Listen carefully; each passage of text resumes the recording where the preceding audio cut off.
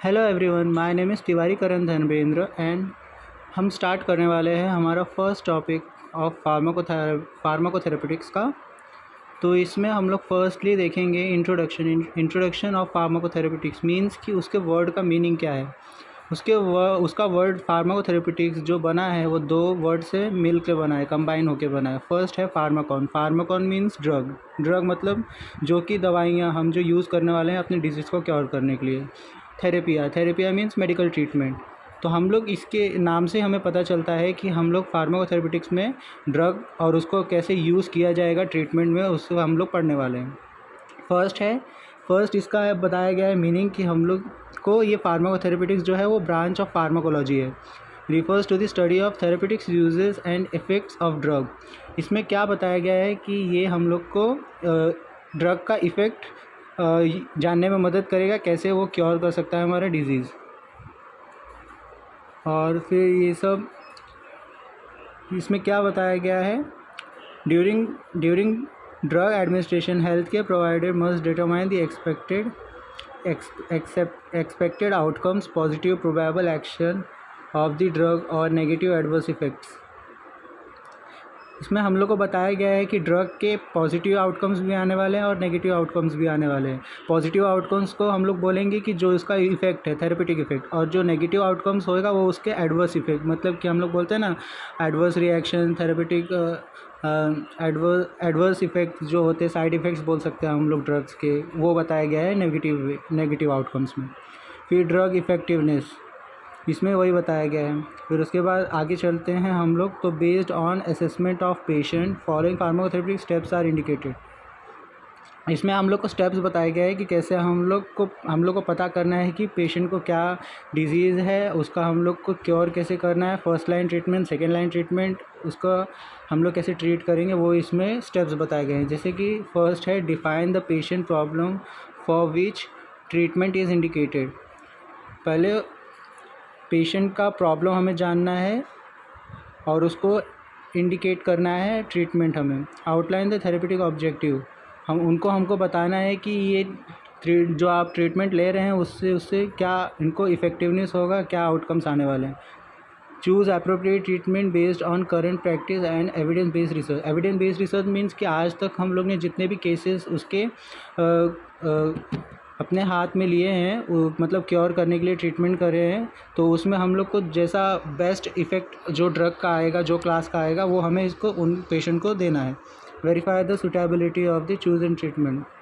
हम लोग को जो आपने ट्रीटमेंट दिया है उसको हम लोग को वेरीफाई करना है कि वो पेशेंट को सूट हो रहा है या नहीं। मतलब बहुत से पेशेंट होते हैं जिसका हॉस्पिटल मतलब उसका फैमिली में एलर्जीज़ होती हैं, किसी को पेनिसिलिन एलर्जीज़ होती हैं, किसी को मतलब कुछ ड्रग से एलर्जिक रिएक्शंस हो सकते हैं। तो हम लोग उसको ध्यान में रखते हुए ट्रीटमेंट करना है। बिगिन ट्रीटमेंट मतलब उनका ट्रीटमेंट स्टार्ट करना है। Provide information to the patient and care givers about the drug instruction for use and any precautions. कोई प्रिकॉशंस रहेगा अगर ड्रग रिलेटेड उस ट्रीटमेंट में, तो हमें उनको बताना है ताकि वो प्रिकॉशन ले सकें। Same diagnosis, patient 1, patient 2, indicated treatment और मेडिकेशन वेराइज। तो हम लोग को इसमें आगे क्या देखना है कि consideration for choosing best medication for the patient conditions for which patient is to be treated. हम लोग को पेशेंट का इसमें बताया गया है कि हम लोग कैसे मेडिकेशन ध्यान में दें कि वो डिजीज़ को ट्रीट करा जा सके। फर्स्ट है पेशेंट का कंडीशन, जिसको कि हमें ट्रीट करना है। पेशेंट करंट ड्रग्स, मतलब वो पेशेंट पहले से कोई ड्रग्स ले रहा है क्या, उसको कोई और डिजीज़ है क्या, वो हमें पता करना है। पॉसिबल ड्रग इंटरैक्शंस, अगर वो पहले कोई ड्रग ले रहा है तो उससे अगर जो अभी के ड्रग्स है उससे कोई इंटरैक्शंस हो सकते हैं क्या, वो हमें ध्यान में रखना है। कॉन्ट्राइंडिकेशन मतलब जैसे सबसे नोन एग्जांपल हुआ प्रेग्नेंट वुमेन। अगर प्रेग्नेंट वुमेन्स को अगर किसी ड्रग से एलर्जिक रिएक्शन या हार्मफुल इफ़ेक्ट्स दिख सकते हैं क्या, ऐसा। Patients mental status and ability to comply with direction. Patient मतलब हम जो बोल रहे हैं वो पेशेंट समझ पा रहा है क्या, वो वैसा डायरेक्शंस अप्लाई कर पाएगा क्या ट्रीटमेंट में, वो हमें ध्यान में देना है। 6, need for follow up testing. उनको हमें पीरियोडिकली बुलाना है टेस्टिंग के लिए, और उनके ब्लड टेस्ट से और बाकी सारे सैंपल्स कलेक्ट करने हैं कि हम उससे कोई रिएक्शंस ना हो सके। कॉस्ट ऑफ ड्रग, उनको पेशेंट को हमें पहले ही बताना है कि उनका कॉस्ट कितना होगा ये ट्रीटमेंट का। 8 pharmacokinetic parameters of drug to be prescribed, ADME absorption, ADME का फुल फॉर्म होता है absorption, distribution, metabolism and excretion. तो हमें उनको बताना है कि ये 4 इफ़ेक्ट्स कैसे होने वाले हैं ट्रीटमेंट के related. As adverse effects of drug, जो हम लोग उनको ड्रग प्रिस्क्राइब करने वाले हैं ट्रीटमेंट में, वो उसके कुछ एडवर्स इफ़ेक्ट्स हो सकते हैं क्या, वो हमें उनको बताना है। 10th current medical condition that may affect drug activities, उनके हम लोग को मेडिकल कंडीशन चेक करना है कि उनको पहले कोई किडनी डिजीज़ है क्या, लिवर डिजीज़ है क्या, वो हमें ध्यान में देना है। Next, types of pharmacotherapy. कितने टाइप्स के फार्माकोथेरेपी होते हैं वो हम इसमें पढ़ेंगे। फर्स्ट है acute therapy. Acute therapy, second है क्रॉनिक लॉन्ग टर्म, एक्यूट मतलब शॉर्ट टर्म, सेकंड क्रॉनिक मतलब long term maintenance therapy, third replacement या supplemental therapy, 4 palliative therapy, 5th supportive therapy, 6 prophylactic therapy and 7 empiric therapy. ये सारे forms हैं therapy के जो हम लोग इम्प्लीमेंट कर सकते हैं कोई भी पेशेंट के डिज़ीज़ में, उसका हेल्थ अच्छा करने के लिए और उसका डिज़ीज़ को क्योर करने के लिए with the help of drugs. 1 acute therapy. Acute therapy में क्या होता है। First, indicated against acute sudden और critical illness such as pneumonia. Therapy begins immediately for patient improvement or recovery. Example, epinephrine for anaphylaxis, chemotherapy for cancer. इसमें क्या है, हम लोग अगर एक्यूट थेरेपी मतलब कि हम लोग को तुरंत हमें पेशेंट को बताना है कि उनको कौन सा डिजीज़ है और उनका ट्रीटमेंट स्टार्ट करना है। इसमें बताया गया है एग्जांपल कि जैसे एपिनेफ्रिन देते हैं एनाफिलैक्सिस में, और कीमोथेरेपी तो हम सबको पता है कैंसर के लिए यूज़ किया जाता है। Second, chronic long term maintenance therapy. Second में क्या बताया गया है कि chronic long term maintenance therapy मतलब कि ज़्यादा ऐसा डिजीज़ जो कि लॉन्ग टर्म हो तो हमें उसको कैसे क्योर करना है। Intended for maintenance to prevent patient condition worsening, हम लोग को पेशेंट का जो कंडीशन है उसको बदतर होने से रोकना है और उनको हम लोग को उनका कंडीशन क्योर कम करना है। Control symptoms but not generally expected to bring cure. इसमें एग्जांपल क्या है, इंसुलिन फॉर डायबिटीज़। डायबिटीज़ आप सब जानते हैं ये कि वो डायबिटीज़ जो होता है वो लॉन्ग टर्म डिजीज़ होता है, तो हम लोग को उनको जो ट्रीटमेंट देना है वो बहुत लॉन्ग टर्म के लिए देना है। तो इसमें इंसुलिन के आजकल पैचेस भी आने लगे। पहले तो सब इंजेक्शंस लेते थे इंसुलिन के जो कि बहुत पेनफुल होता था। और सेकंड एग्जांपल है lithium for bipolar disorders etcetera. Third है रिप्लेसमेंट सप्लीमेंटल थेरेपी। इसमें क्या बताया गया है कि रिप्लेसेस और supply something that is missing in the body and often critical such as insulin. इसमें फर्स्ट पॉइंट में हमें क्या बताया गया है कि हम लोग को रिप्लेसमेंट थेरेपी में मतलब वो उनके बॉडी में जो चीज़ की कमी है हमें उसको पूरा करना है। जैसे कि किसी की बॉडी में इंसुलिन प्रोड्यूस नहीं होता तो हम लोग को उनको एक्सटर्नली देना पड़ेगा। एक्सटर्नली मीन्स इंजेक्शंस के थ्रू देते हैं, पैचेस के थ्रू आजकल तो होता है। तो इंसुलिन हम लोग को उनको प्रोवाइड करना है। इंसुलिन क्या करेगा, शुगर लेवल कम करेगा, डायबिटिक होने से रोकेगा, डायबिटिक के चांसेस रोकेगा। Some required throughout patient life while some such as hormone replacement therapy. हाँ, तो इसमें क्या बताया गया है कि पेशेंट को कभी कभी हार्मोन्स रिलेटेड भी डेफिशिएंसी होती है, तो हम लोग को एक्सटर्नली कौन से हार्मोन्स प्रोवाइड कर सकते हैं वो हमें उनको प्रोवाइड करने हैं। और also treat deficiencies of vitamin and minerals.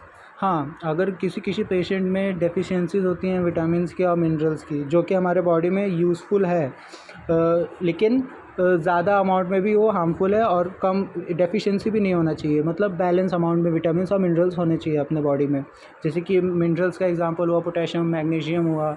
और विटामिन्स में विटामिन्स की कितने क्लासेस हैं, ए डी ई के, फिर उसके बाद B1 B2, ऐसा बहुत सारे विटामिन्स होते हैं जो कि हमारे डेली बेसिस पे हमें चाहिए हमारे बॉडी को फंक्शनिंग करने के लिए, एक्टिविटीज़ परफॉर्म होने के लिए। तो वो हमें रिप्लेसमेंट थेरेपी में सप्लीमेंटल थेरेपी में उनको पेशेंट को प्रोवाइड करना है, यही बताया गया है। 4 है पैलिएटिव थेरेपी। पैलिएटिव थेरेपी मतलब इंटेंडेड टू प्रोवाइडेड कंफर्ट रेयर दैन क्योर। हम लोग को क्योर तो करना ही है पेशेंट को इसमें, लेकिन उनको कंफर्ट भी देना है। मतलब कि जैसे अभी लॉन्ग टर्म डिजीज़ हुआ, लॉन्ग टर्म डिजीज़ में हम लोग को पेशेंट को, जैसे कैंसर का पेशेंट हुआ, इसमें बताया गया used in later stages of disease such as cancer, heart diseases. तो इसमें हम लोग को लॉन्ग टर्म थेरेपी देना है उनको। Ibuprofen, opioids etcetera to relieve pain in final stages of cancer. इसमें बताया गया आइबुप्रोफेन क्या होता है, एनसेड्स होता है, non steroidal anti inflammatory drugs. वो क्या करता है, हम लोग को एंटी इन्फ्लेमेटरी है, मीन्स कि हमारा पेन भी कम करेगा, हम लोग का इन्फ्लेमेशन भी कम करेगा और हम लोग का बॉडी लेवल भी कम करेगा तो इसमें क्या है, हम लोग को पेशेंट को जो एक्सट्रीम पेन होता है वो हम लोग को कम से कम करने का कोशिश करना है। तो इसमें वही बताया गया है कि हम लोग को ऐसे पेशेंट को सप्लीमेंट्स देने हैं जिससे उनका पेन कम हो सके और उनको कंफर्ट महसूस हो थेरेपी के दौरान। 5th है सपोर्टिव थेरेपी। सपोर्टिव थेरेपी में क्या बताया गया है कि maintains integrity of body function while patient recovery for illness. मतलब वो हम लोग को पेशेंट रिकवरी के थ्रू उनका इंटीग्रिटी बना के रखना है। मतलब कोई थेरेपी होता है जिसमें कि बॉडी एकदम वीक हो जाता है पेशेंट का, तो उसमें हम लोग को उनको कौन से सप्लीमेंट्स देना रहेगा कि उनका बॉडी वो थेरेपी को झेल सके या उससे सर्वाइव कर सके।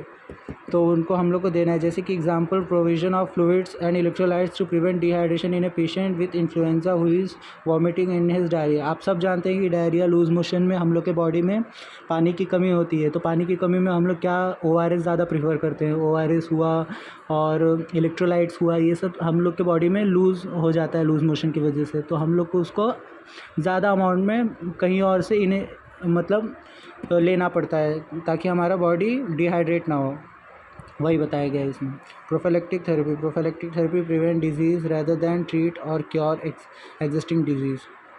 इसमें क्या है, प्रोफिलैक्टिक थेरेपी में बताया है कि हमें प्रिवेंट करना है डिजीज़ रैदर दैन ट्रीट और क्योर एग्जिस्टिंग डिजीज़। एग्जांपल बताया गया है pre operative antibiotic therapy for surgical procedures, vaccines to prevent particular disease. 7. Empiric therapy. Empiric therapy involves drug administration when certain pathologic condition has an uncertain but high likelihood of occurrence based on the patient initial presenting symptoms. With certain pathologic conditions such as uncertain but इसमें example देखिए क्या लिखा गया है कि use of antibiotic against the organisms most commonly associated with specific conditions before the result of the culture and sensitive reports are available.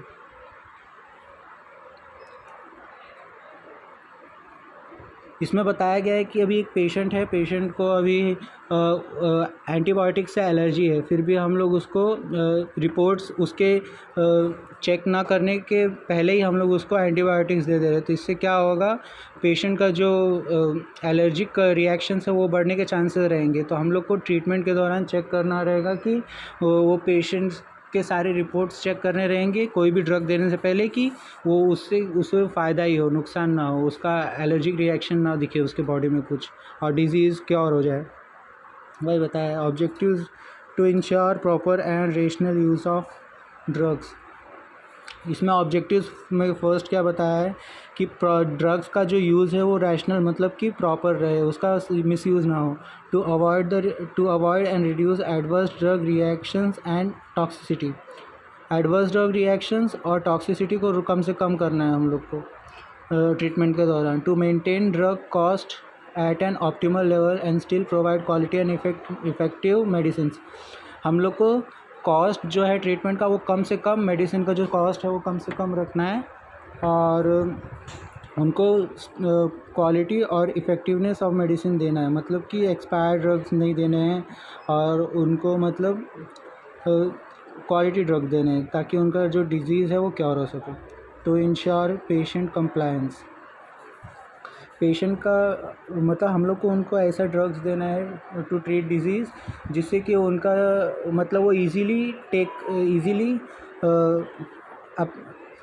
Easily administer कर सके time to time. ज़्यादा बिटर नहीं होना चाहिए और बिटरनेस को मास्क करना चाहिए उनका, मतलब कि पैलेटेबल हो, ईज़िली कंज्यूमर जो है वो जो पेशेंट है वो उसको एडमिनिस्टर कर सके। Compliance, to provide good treatment results, जो ट्रीटमेंट दे रहे हैं हम लोग उसके रिजल्ट्स जो है वो अच्छे आने चाहिए। To collect information on safe and effective medication therapy, जो मेडिकेशन थेरेपी हम लोग दे रहे हैं उसका इन्फॉर्मेशन हम लोग को कलेक्ट करना रहेगा और कितना इफेक्टिवनेस दिख रहा है वो भी हमें पता रहना चाहिए। To provide comprehensive medication management to patient, उनको जो पेशेंट को जल्द से जल्द जो ट्रीटमेंट हम लोग को देना है जिससे कि उसका हेल्थ में सुधार आए वो हमें जल्द से जल्द देना है। To identify opportunities for improvement of medication use system, हमको ये ध्यान देना है कि पेशेंट का जो इम्प्रूवमेंट है डिज़ीज़ का वो जल्द से जल्द हो। स्कोप, इसमें स्कोप क्या है फार्माकोथेरेपी का? फर्स्ट है फार्मा इंडस्ट्रीज़। आजकल B pharm students pharma industries में जाने के लिए बहुत ट्राई करते हैं। तो फार्माकोथेरेपेटिक्स अगर आप ले रहे हैं तो फार्माकोथेरेपेटिक्स सब्जेक्ट से आपको एक तो फार्मा इंडस्ट्रीज़ में बहुत से स्कोप है, जैसे कि आप मेडिकल एडवाइज़र बन सकते हैं, मेडिकल ट्रांसक्रिप्टर बन सकते हैं, कॉन्ट्रैक्ट रिसर्च ऑर्गेनाइजेशन CRO में जा सकते हैं। Provide training to medical representative और टू फिजिशियंस। सेकेंडली आप स्पेशल डोमेन में जा सकते हैं, जैसे कि फार्माकोविजिलेंस इस समय बहुत ट्रेंड कर रहा है। ये क्या करता है, ये एक एरिया वाइज आपको मतलब कि आपके जितने भी जो ड्रग जो कि पास आउट हो चुका है और वो मार्केट में जो ड्रग है उसका फार्माकोविजिलेंस वाले क्या करते हैं, उसका एडवर्स इफ़ेक्ट जानने के लिए कोशिश करते हैं। मतलब एक एरिया में अगर वो ड्रग है और उससे बहुत से एडवर्स इफ़ेक्ट्स के सिम्टम्स आ रहे हैं तो वो क्या करेगा, वो ड्रग को वो आगे रिसर्च के लिए भेजेगा और बताएगा कि इससे जो कॉमन पीपल है उसे बहुत से एडवर्स रिएक्शंस हो रहे हैं। तो यही काम होता है फार्माकोविजिलेंस वालों का, मतलब कि उनको ऐसे ड्रग का पता लगाना रहता है जिससे कि कॉमन पीपल सफ़र कर रहा है या उसके कुछ एडवर्स इफेक्ट्स आ रहे हैं। सेकेंड है फार्माको इकोनॉमिक्स में मीन्स जैसे कि आजकल इंश्योरेंस हुआ, हेल्थ इंश्योरेंस, मतलब कैसे हम लोग एक पेशेंट का थेरेपी का कॉस्ट और कैसे उसका ट्रीटमेंट का कॉस्ट कम किया जा सके, ये सब में उसका हेल्प होता है। तो इसमें फार्माको इकोनॉमिक्स। रिसर्च में जा सकते हैं आप, जैसे कि ड्रग डिस्कवरी हुआ, ड्रग डेवलपमेंट हुआ, क्लिनिकल ट्रायल हुआ, ये सब में फार्माकोथेरेपेटिक्स का यूज़ है। Rational use of medicine means कि proper use of medicine, misuse ना करना मेडिसिन को। ये सब तो बहुत हाई लेवल में है। Rational use of medicine requires that the patient receive medication in appropriate to the clinical needs in doses that meet their own individual requirements for an adequate period of time at the lowest cost of them and their community. WHO conference of experts, ये सब आपको इसमें देखिए, आप ये chart के through समझ सकते हैं कि क्या बताया गया है। रैशनल यूज़ ऑफ मेडिसिन का मतलब है फर्स्टली राइट ड्रग, हम लोग को जो पेशेंट को ड्रग दे रहे हैं वो राइट होना चाहिए, एक्यूरेट होना चाहिए। एडिक्वेट डोज, जो हम लोग वो ड्रग दे रहे हैं क्लास का, वो उसका डोज जो है वो एडिक्वेट होना चाहिए जिसका कि पेशेंट के बॉडी में कुछ एडवर्स इफेक्ट ना दिखे। सफिशिएंट टाइम पीरियड, जितने टाइम पीरियड के लिए वो ड्रग हम लोग उनको देना चाहिए उतने ही टाइम पीरियड के लिए देना है, न ज़्यादा न कम। एप्रोप्रिएट क्लिनिकल नीड्स, हम लोग को अचीव करना है क्लिनिकल नीड्स, मतलब कि पेशेंट के बॉडी में सुधार आना चाहिए वो ट्रीटमेंट से। लोएस्ट कॉस्ट, हम लोग को ये भी ध्यान देना है कि पेशेंट का जो कॉस्ट है वो मिनिमम रहे या ऑप्टिमल रहे, मतलब कि कम से कम खर्चा हो पेशेंट को। Next, criteria for rational use of medicine. यही वही सब बताया गया है इसमें। क्राइटेरियाज क्या क्या होना चाहिए रैशनल यूज़ ऑफ मेडिसिन के, मतलब प्रॉपर यूज़ ऑफ मेडिसिन के। फर्स्ट है एप्रोप्रिएट मेडिसिन, सही मेडिसिन होना चाहिए। एप्रोप्रिएट इंडिकेशंस, उनको इंडिकेशन देना है हमें कि ये ड्रग से कुछ एलर्जीज हो सकते हैं क्या, या कुछ एडवर्स इफेक्ट्स हो सकते हैं क्या। एप्रोप्रिएट डोज, मतलब जो डोज़ है मेडिसिन का वो उनको प्रॉपरली बताना है या हमें थेरेपी के दौरान देना है। एप्रोप्रिएट एडमिनिस्ट्रेशन, प्रॉपर एडमिनिस्ट्रेशन देना है। ओरल हुआ तो ओरल देना है, पैरेंट्रल हुआ तो पैरेंट्रल देना है, डर्मल हुआ तो डर्मल देना है। उनको बताना है हमें कि कौन सा इसका एडमिनिस्ट्रेशन रूट है। एप्रोप्रिएट ड्यूरेशन, उनको प्रॉपर टाइम के लिए देना है, टाइम पीरियड के लिए। मतलब कुछ डिजीज़ जो होते हैं वो क्रॉनिक होते हैं, क्रॉनिक मीन्स लॉन्ग टर्म होते हैं, और जो एक्यूट डिजीज़ भी होते हैं जो कि शॉर्ट टर्म होते हैं। तो हम लोग को उनको बता के देना है कि आपको ये थेरेपी कब से कब तक करना है। करेक्टली डिस्पेंस्ड, उनको जो डिस्पेंसिंग करेंगे डी फार्म वाले, जैसे कि हम लोग, मैं डी फार्म है तो डी फार्म वाले उनको प्रॉपरली डिस्पेंस करें मेडिकेशंस। प्रॉपर पेशेंट काउंसलिंग, अगर पेशेंट को कुछ डाउट है तो उनको काउंसिल करना भी हमारा काम है। और पेशेंट एडेरेंस, हमको ये भी चेक करना है कि पेशेंट वो जो हम लोग ने प्रिस्क्राइब किया है मेडिसिन, वो उसको एडेयर कर रहा है कि नहीं। एडेयर करना, एडेरेंस का मीनिंग क्या होता है, फॉलो कर रहा है कि नहीं प्रॉपरली। अगर वो फॉलो नहीं करेगा तो उसका जो थेरेपी है वो उसको पॉजिटिव आउटकम्स नहीं दिखेंगे। इरेशनल यूज़ ऑफ मेडिसिन, मतलब कि मिसयूज़ करना मेडिसिन को। Irrational use of medicine in a global phenomenon, ये सबसे बड़ा फिनोमिनन है। ये पूरे वर्ल्ड वाइड देखा जाता है कि सब मेडिसिन का मिसयूज़ करते हैं।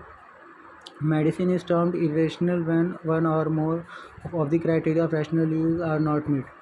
ये अगर रेशनल यूज़ ऑफ मेडिसिन के 1 से 2 क्राइटेरिया अगर हम लोग नहीं मान रहे हैं तो वो directly irrational use of medicine कहाएगा।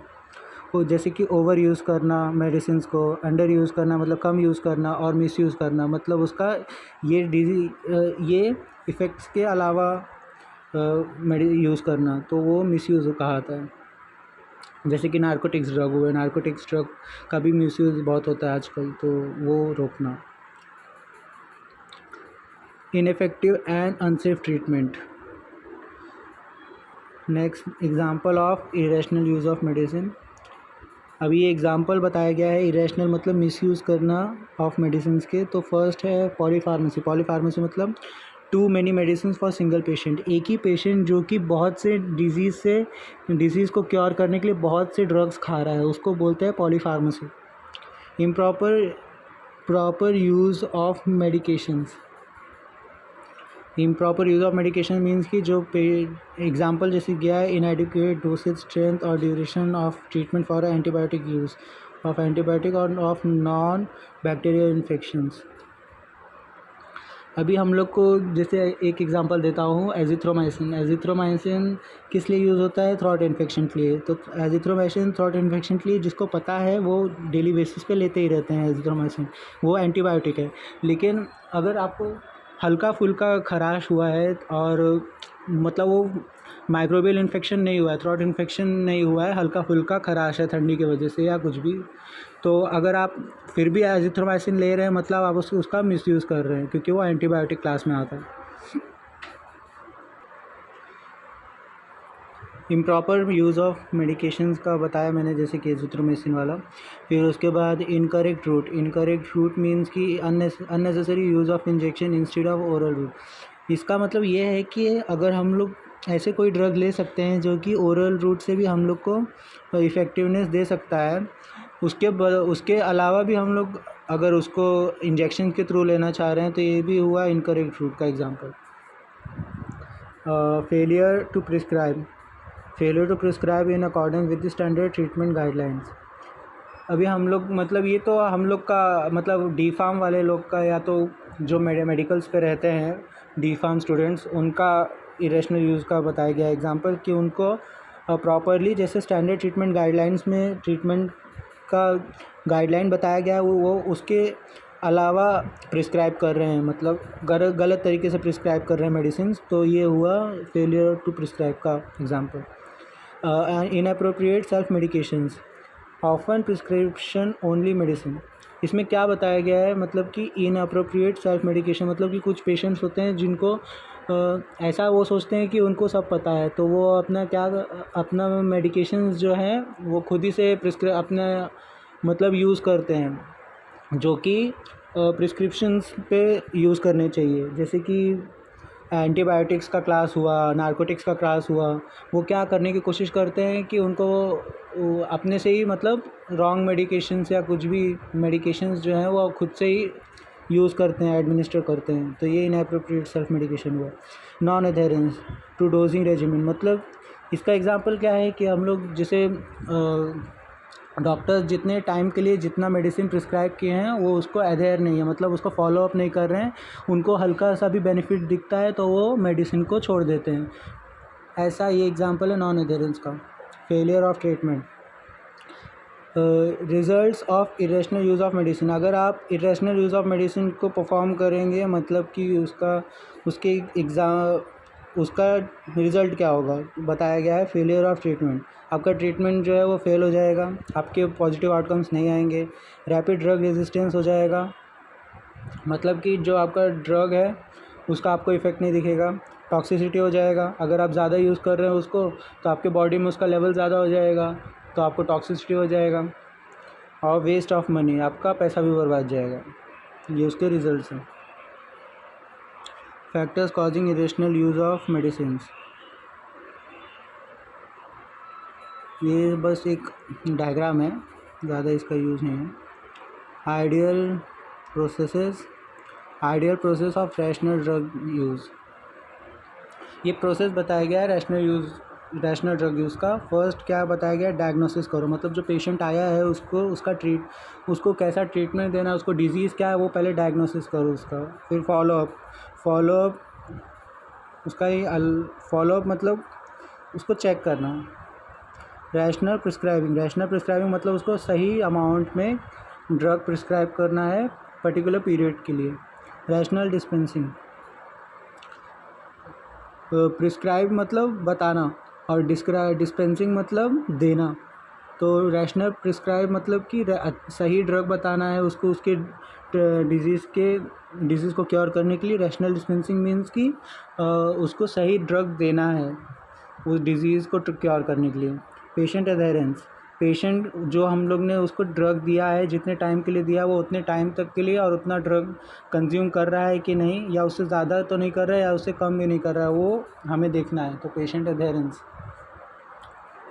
Rational drug prescribing, rational drug prescribing, dispensing. इसमें रैशनल ड्रग प्रिस्क्राइबिंग में ये तीन मेन टर्म्स आते हैं। ड्रग प्रिस्क्राइबिंग, ड्रग को प्रिस्क्राइब करना, मतलब कि उसे बताना कि आप ये डिजीज़ के लिए ये ड्रग ले सकते हैं। रैशनल ड्रग प्रिस्क्राइबिंग, और इसमें डिस्पेंसिंग जैसे मैंने आपको बताया कि डिस्पेंसिंग मतलब सही ड्रग देना to cure the disease. Monitoring rational drug use, अब मॉनिटर करना है हम लोग को रैशनल ड्रग का यूज़ सही है या नहीं, वो हमें मॉनिटर करना है। First aggregate medicine consumption data, वो मेडिसिन वो कितने टाइम तक खा रहा है पेशेंट, कब कब खा रहा है, कितने अमाउंट में खा रहा है, वो हमें पता करना है, उसका डेटा पता करना है। WHO ड्रग यूज़ इंडिकेटर्स, हम लोग को WHO से गाइडलाइंस आते हैं जो कि हम लोग पता कर सकते हैं कि अगर इतने अमाउंट में खाएंगे तो इसका ज़्यादा इफ़ेक्ट नहीं होगा और इससे अगर ज़्यादा खाएंगे तो टॉक्सिसिटी होगा, वो हमें उससे गाइडलाइंस को चेक करना है। The anatomical therapeutic chemical ATC classification and defined daily dose DDD methodology, हम लोग को कोई भी मेडिसिन देते समय उसका डोज जो है वो चेक करना है ATC या DDD मेथडोलॉजी में। Drug utilization review, focus drug use evaluation, qualitative methods को हम लोग को अध्ययन रहना है ट्रीटमेंट के दौरान। एग्रीगेट मेडिसिन कंजप्शन डेटा, ये सब तो बताया आपको मैंने। WHO ड्रग यूज़ इंडिकेटर्स, ये WHO ड्रग इंडिकेटर्स जो है वो 4 पार्ट में डिवाइड है। Prescribers indicator, facility indicators, patient care indicators, complementary drug use indicators. The anatomical therapeutical the anatomical therapeutic chemical classification is defined daily dose disease methodology, ये सब तो आपको मैंने बताया। Qualitative method, strategies, core interventions to promote rational use of. अब इसमें strategies क्या बताया गया है कि हम लोग कैसे रैशनल यूज़ ऑफ मेडिसिन को बढ़ा सकते हैं नेशनल लेवल पे। A mandated multidisciplinary national body to coordinate medicines use policies first. फिर सेकंड क्या है, क्लिनिकल गाइडलाइंस बनाना है हमें। Third, EML based on treatment of choice, essential medicine list based on treatment of choice, मतलब कि ये drug, ये डिजीज़ के लिए ये मेडिसिन हम लोग को प्रोवाइड करना है, वो बताया गया है EML में। EML मतलब कि essential medicine list. 4, drug and therapeutic committee in district and hospitals, हम लोग को डिस्ट्रिक्ट वाइज, हॉस्पिटल वाइज हम लोग को ड्रग थेरेपेटिक कमेटी बनाना है जो कि ये सारे फंक्शंस पे ध्यान देगा। Problem based pharmacotherapy training and under graduate curriculum. And 6 क्या है, continuing in service medical education as a licensure requirement. 7, supervision audit and feedback, supervision करना मतलब कि ध्यान देना, ऑडिट करना मतलब कि चेक करना, और फीडबैक मतलब कि हम जो वो मेडिसिन को यूज़ कर चुका है उसको फीडबैक लेना कि उसका इम्प्रूवमेंट कैसा होता है, वो वर्क करता है क्या ऐसा। Independent information on medicine. 9th one, public education about medicine. 10th, avoidance to preserve financial incentive. 11, appropriate and enforced regulations. 12, sufficient government expenditure to ensure availability of medicine and staff.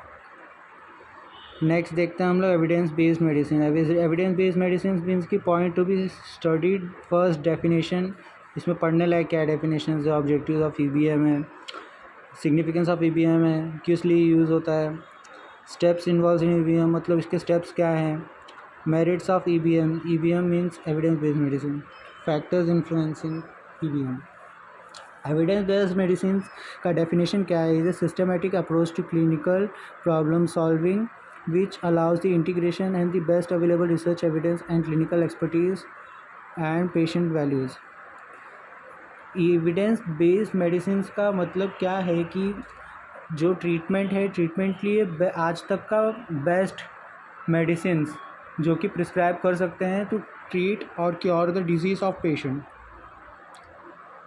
वो therapy को बोलेंगे हम लोग evidence based medicine.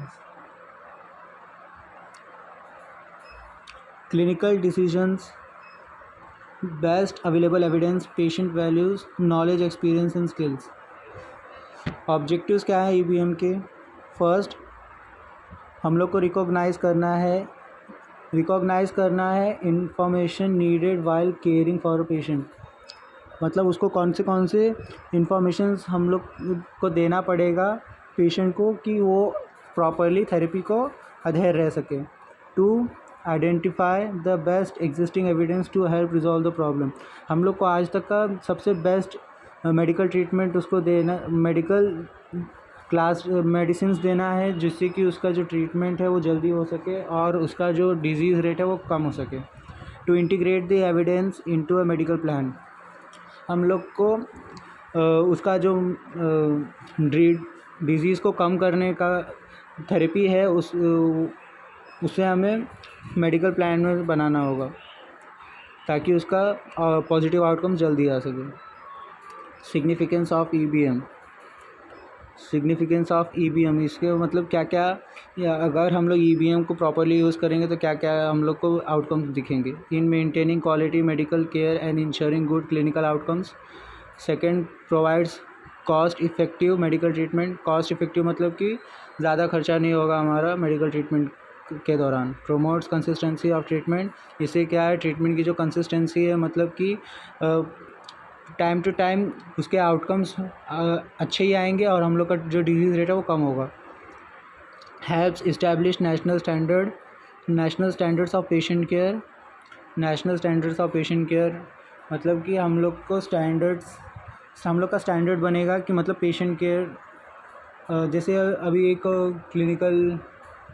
Clinical establishment है, जैसे कि hospital हुआ, clinical हुआ, उसमें अगर आप प्रॉपर उसको केयर कर रहे हैं, प्रॉपर उसका डिजीज़ रेट कम कर रहे हैं, पेशेंट सही होके जा रहे हैं आपके यहाँ से, तो आपका स्टैंडर्ड बनेगा। Keep doctors and other health care professionals updated. इससे क्या, फार्माकोथेरेपेटिक्स का ये EBM से हम लोग को क्या, जो डॉक्टर्स हैं और हेल्थ केयर प्रोफेशनल्स हैं वो अपडेटेड रहते हैं। Identifies and promotes practices that work in the eliminates those that are ineffective और हार्मफुल। जो बैड हार्मफुल इफ़ेक्ट्स होंगे ड्रग के, वो इससे एलिमिनेट होंगे और सबको पता रहेगा कि इससे कौन सा इफ़ेक्ट दिखने वाला है। स्टेप्स, ये स्टेप्स क्या है EBM के प्रोसेस के? जो फर्स्ट है आस्क, हमें क्या करना है, पूछना है क्लिनिकल क्वेश्चंस कि इससे कोई एडवर्स रिएक्शंस हो सकते हैं क्या।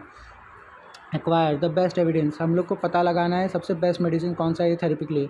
अप्रेंस द एविडेंस, हम लोग को एविडेंस मांगना है कि आप दिखाओ हमको कि कैसे क्योर हुआ, किस उसका एविडेंस मांगना है हमें। अप्लाई, हम लोग को पेशेंट के ऊपर अप्लाई करना है वो ट्रीटमेंट जिससे कि उसका हेल्थ में सुधार आ सके। एसेस, हम लोग को उसको चेक करना है कि हम लोग ने जो मेडिकल ट्रीटमेंट दिया उसे उसको आउटकम्स आया कि नहीं। ये सारे वैसे ही हैं, पेशेंट उसको ही इलेबोरेट करके बताया गया है स्टेप्स को। Merits of EBM, factor influencing EBM।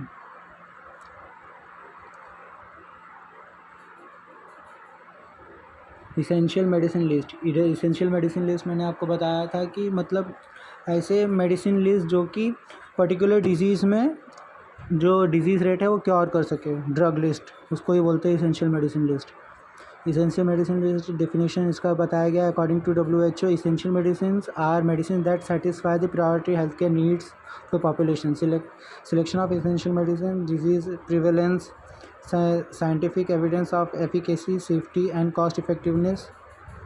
Efficacy means उसका जो जिस लिए हम लोग यूज़ कर रहे हैं वो प्रॉपर यूज़ आए, एक्यूरेट, उसका एफिकेसी बोलते हैं। सेफ्टी मीन्स वो सेफ़ भी होना चाहिए पेशेंट के लिए। कॉस्ट इफेक्टिव मीन्स उसका ज़्यादा कॉस्ट भी नहीं होना चाहिए, अफोर्डेबल होना चाहिए सारे पेशेंट के लिए। Treatment facilities available, knowledge, skills and training of health care personal, ease of administration of medicine, storage facility, patient acceptability. मतलब जो हम लोग मेडिसिन दे रहे हैं वो पेशेंट एक्सेप्ट भी करे, उसको अधेर रहे, फॉलो करे, उसको बोलते हैं patient acceptability. History of essential medicine list, EML। ये सारे वैरायटीज़ बताए गए हैं, जैसे Tanzania 1970, WHO model list, WHO 2007 में 340 मेडिसिन और WHO 2021 में 479 medicine. Second EML 8th। The model list of essential medicine, WHO guide for national and institutional list, not a global list. Method of selection applied by all countries. Model list consist, core list रहता है और एक complementary list होता है।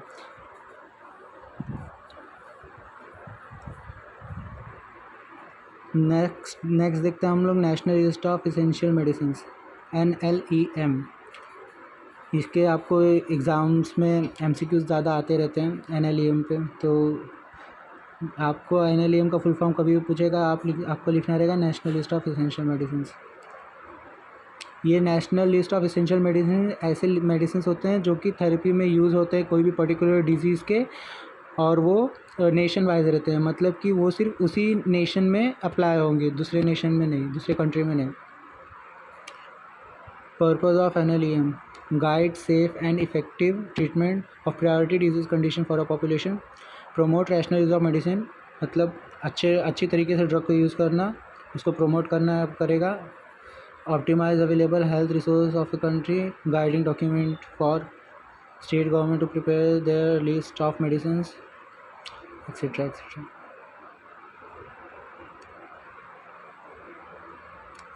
Consideration for forming NLEM, इसमें मतलब NLEM को बनाने के लिए कौन से क्राइटेरिया होना चाहिए। फर्स्ट है इसेंशियलिटी, मतलब उसकी ज़रूरी कितना वो ज़रूरी है। चेंजिंग डिजीज़ बर्डन, वो जो डिज़ीज़ का हम लोग के ऊपर जो हम लोग डिज़ीज़ रेट चेक सफ़र कर रहे हैं वो कम होना चाहिए। एफिकेसी एंड सेफ्टी, उसका एफिकेसी होना चाहिए, मतलब जिस लिए हम लोग यूज़ कर रहे हैं उसका करेक्ट यूज़ होना चाहिए। सेफ्टी मीन्स कि हम लोग के लिए सेफ़ भी होना चाहिए। कंपैरेटिव कॉस्ट इफेक्टिवनेस, हम लोग को मिनिमम कॉस्ट में ऑप्टिमल कॉस्ट में मिलना चाहिए वो ड्रग। सेल्स टर्नओवर, उसका सेल भी इजीली हो जाए। फिजिबिलिटी FDC फेडरेशन मतलब अप्रूव्ड होना चाहिए। Hierarchy of health care system, उसको सारे जो हेल्थ केयर प्रोफेशनल्स हैं वो एक्सेप्ट भी करें। ये उसको थोड़ा इलैबोरेट किया गया है।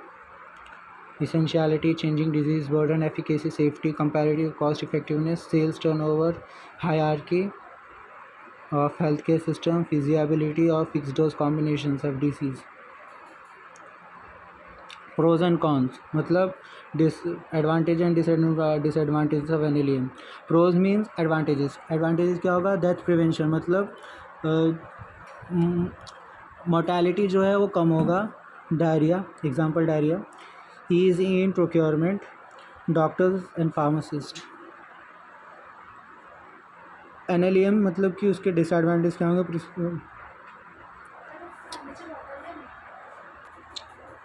अब हम लोग देखते हैं standard treatment guidelines STGs। Standard treatment guidelines means कि STGs सिस्टमेटिकली डेवलप स्टेटमेंट जो कि असिस्ट करे मेडिकल प्रैक्टिशनर पेशेंट को क्योर करने के लिए।